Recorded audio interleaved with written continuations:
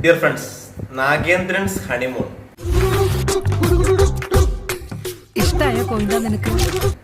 തിരുവനന്തപുരത്ത് 1978 നടക്കുന്ന ഒരു കഥയായിട്ടാണ് ഇത് ചിത്രീകരിച്ചിരിക്കുന്നത്. 6 പാർട്ടായിട്ടാണ്, 30 മിനിറ്റ് വീതമുള്ള 6 പാർട്ട്.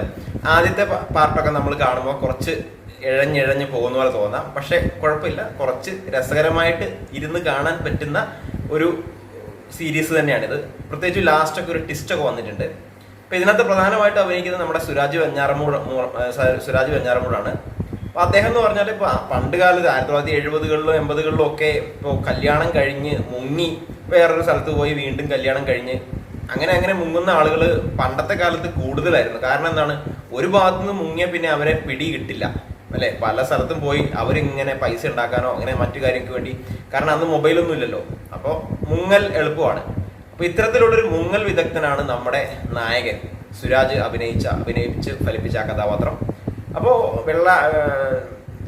തിരുവനന്തപുരത്തുള്ള വെള്ളായണി എന്നുള്ള ഒരു നാട്ടുപ്രദേശത്താണ് അദ്ദേഹം താമസിക്കുന്നത്. അദ്ദേഹം ഒരു വളരെ മടിയനായിട്ടാണ് കാണിക്കുന്നത്.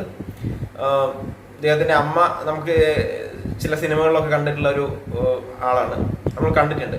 അപ്പൊ ഇത് എന്ന് പറഞ്ഞാൽ ഒരു ഗ്രാമപ്രദേശത്ത് നടക്കുന്ന ഒരു കഥയായിട്ടാണ് തുടങ്ങുന്നത്. അപ്പോൾ ആ ഒരു 1978 കാലഘട്ടമൊക്കെ വളരെ മനോഹരമായിട്ട് ചിത്രീകരിച്ചിട്ടുണ്ട്. ഇപ്പൊ നമ്മൾ പഴയ സിനിമകളിലൊക്കെ കാണുന്നത് അതുപോലെ തന്നെ നല്ല രീതിയിൽ അവര് ഇതിന്റെ പുറകിൽ പണിയെടുത്തിട്ടുണ്ട് എന്ന് മനസ്സിലാക്കാം. അപ്പൊ ഇത് 6 പാർട്ടാന്ന് പറഞ്ഞല്ലോ. ഫസ്റ്റ് ജാനകി എന്നുള്ള പാട്ടാണ്. ജാനകി എന്നുള്ള പാട്ടിലാണ് അദ്ദേഹത്തിന്റെ ഒറിജിനൽ വിവാഹം നടക്കുന്നത്. അതും പൈസയ്ക്ക് വേണ്ടിയാണ്, പുറത്തു പോകാനുള്ള ഒരു ആഗ്രഹം. പുറത്തെന്ന് പറഞ്ഞാല് അദ്ദേഹത്തിന്റെ കൂട്ടുകാരൻ ഒരാളുണ്ട്. അപ്പൊ ഇയാളും പിന്നെ സുരാജുമായിട്ട് എങ്ങനെയെങ്കിലും പുറത്ത് കിടക്കണം എന്നുള്ള ഉദ്ദേശത്തില് നടക്കുന്ന കല്യാണമാണ്. ഇപ്പൊ കല്യാണത്തിന് കിട്ടിയ സ്ത്രീധനം കൊണ്ട് പുറത്ത് കിടക്കണം എന്നുള്ള ഉദ്ദേശത്തിലാണ്. അതിനുവേണ്ടിയാണ് ആദ്യത്തെ കല്യാണം കഴിഞ്ഞു അവിടുന്ന് മുങ്ങി വേറൊരു സ്ഥലത്ത് പോയി, അങ്ങനെ പല സ്ഥലത്തു നിന്നും പോയി കല്യാണം കഴിക്കുന്നുണ്ട്. കാസർഗോഡ് വരെ എത്തുന്നുണ്ട്. അപ്പൊ നമ്മുടെ ശ്വേതാമേനോനൊക്കെ അഭിനയിച്ചിട്ടുണ്ട് ഒരു പാർട്ടില്. അപ്പൊ അത് കുറച്ച് ആ ഒരു ആക്ഷനൊക്കെ കുറച്ച് ബോറായിട്ട് തോന്നി. ശ്വേതാമേനോന്റെ ആ പാർട്ട് കുറച്ച് ബോറായി തോന്നി. പിന്നെ സാവിത്രിയുടെ പാർട്ട് നമുക്ക് കുറച്ച് മനസ്സിൽ തട്ടുന്ന ഒരു ഫീല് തോന്നിയായിരുന്നു ആ ഒരു പാർട്ട് കണ്ടപ്പോൾ.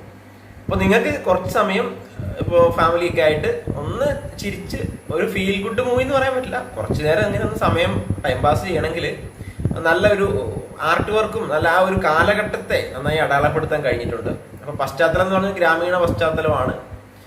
ആ രീതിയിലുള്ള ഒരു കഥ നിങ്ങൾ ഇപ്പോൾ ട്രെയിലറൊക്കെ കണ്ടപ്പോൾ നിങ്ങൾക്ക് മനസ്സിലായിട്ടുണ്ടാവും. അപ്പൊ അത്തരത്തിലുള്ള ഒരു കഥ നിങ്ങൾക്ക് ഒന്ന് എൻജോയ് ചെയ്യണം എന്നുണ്ടെങ്കിൽ നിങ്ങൾക്ക് തീർച്ചയായിട്ടും കാണാൻ ഞാൻ റെക്കമെൻഡ് ചെയ്യുന്നു. നമ്മുടെ ഹോട്ട്സ്റ്റാറിൽ ഇത് അവൈലബിൾ ആണ്. ഒരു 2 ആഴ്ചയായി വന്നിട്ട്, ഞാൻ നേരത്തെ കണ്ടിരുന്നു, അപ്പോൾ റിവ്യൂ ചെയ്യാൻ കുറച്ച് താമസിച്ചു. അപ്പൊ എല്ലാവർക്കും ഒന്ന് കണ്ടു നോക്കാവുന്ന ഒരു പടം തന്നെയായിട്ടാണ് എനിക്ക് തോന്നുന്നത്.